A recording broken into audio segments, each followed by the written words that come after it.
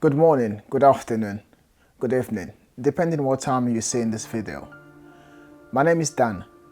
I am a member of a research group based in the United Kingdom called the Brave Banner. We normally do research on Africa, on history of Africa, especially the Congo. We also look at geopolitics and also culture of different ethnic groups. Now, something that I really want to talk about today, which really did touch our heart, is the education crisis in the Congo. Right now in the Congo, there is about 3.3 million of children who do not have access to education. They can't go to school because their parents can't afford it. The Congo become like a country on a reverse gear, which is going backward while every other country in Africa is trying to make a step forward. The Congo education system has not been changed or modified, even been looked at since 1970. And today we're in 2019, and the education system still remains the same.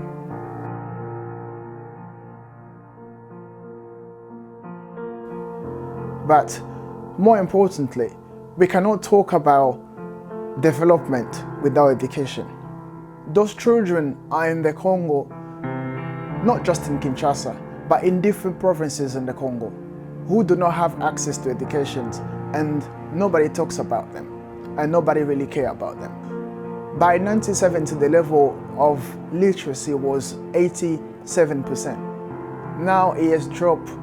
In 2019, it has dropped to 73%. Now, the Republic Democratic of the Congo is a very big country. It's larger than Europe. All the countries in Europe combined will fit within the Republic Democratic of Congo.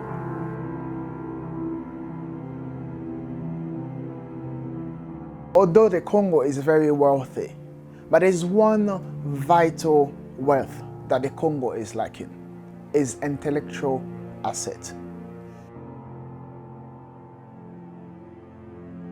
This is very sad. Can you imagine somebody who literally take money, who steal money from the government's treasury that would feed 10, 15, 20,000 people for himself? Congolese people, we have become so selfish. We only think about ourselves, we don't think about our children. We don't think about our younger generation. If somebody wants to destroy a country, all they have to do is to destroy the education system. Because if the education system is wrecked, then there is no hope for the future. Then the younger people who are being born today, what will they become tomorrow? How will be their future like? Those are leaders for tomorrow. Those are entrepreneurs for tomorrow. If they didn't receive the necessary knowledge, how would they develop? How would they run the country? What would the future of the Congo be like? What is taking place in the Congo is what in Brave Banner we like to call an intellectual genocide.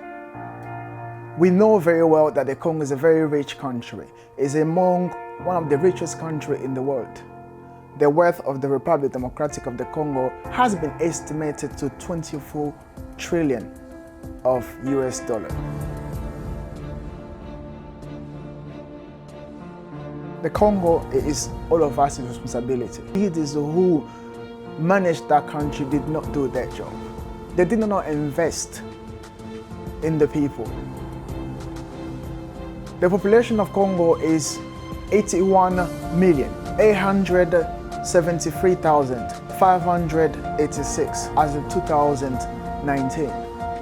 43% of the populations are all younger, are less than 15 years of age.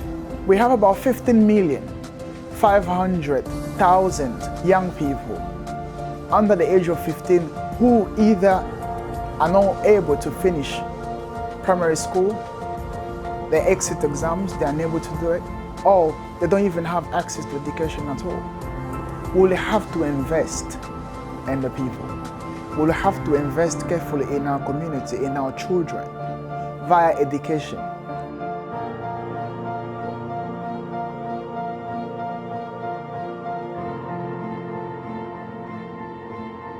Sectors such as agriculture, what we produce in terms of agriculture is so little, and we lack doctors. Teachers are underpaid. Can you imagine in the country like the Congo, where you have teachers are paid less than $100? It is unbelievable.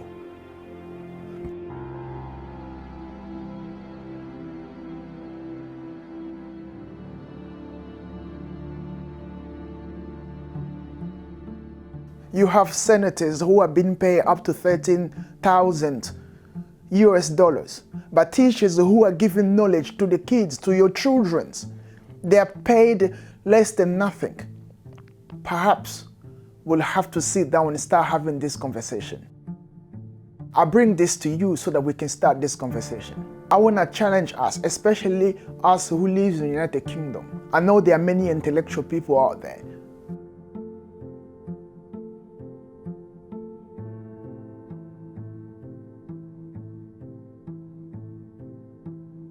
But we can do something. We can build a country if we all come together. I know a great man once said that don't bother yourself on building a great wall. All you need to think about it is laying down a brick. You lay down that brick best way possible. And before you know it, you will have a wall.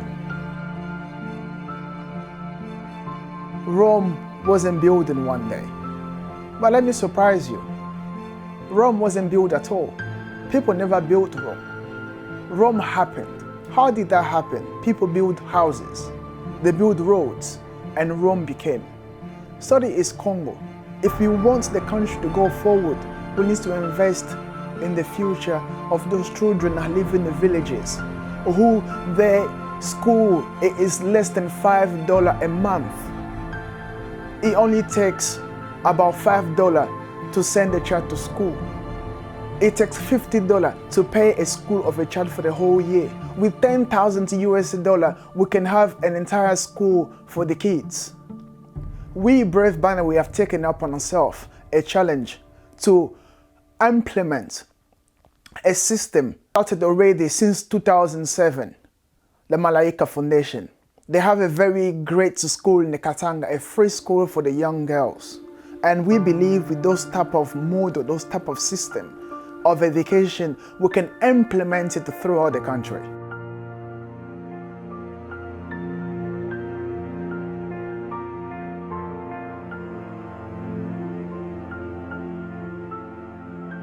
Let's look at China.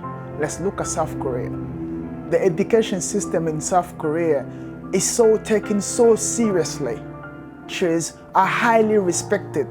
Congo right now is lacking teachers. Congo is lacking intellectuals. Without education, we will not have good doctors, good engineers, politicians, because our younger generation will question us. We are weak when we are divided, but we are strong when we are united. That is the way forward. Just think about it. If we do not have intellectuals, how will we have a good system?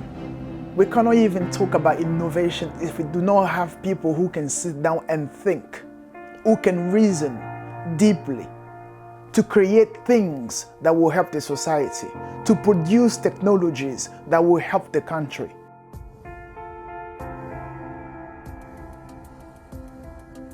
Change cannot only happen from the government, but change can also start from down up. We can start changing little by little.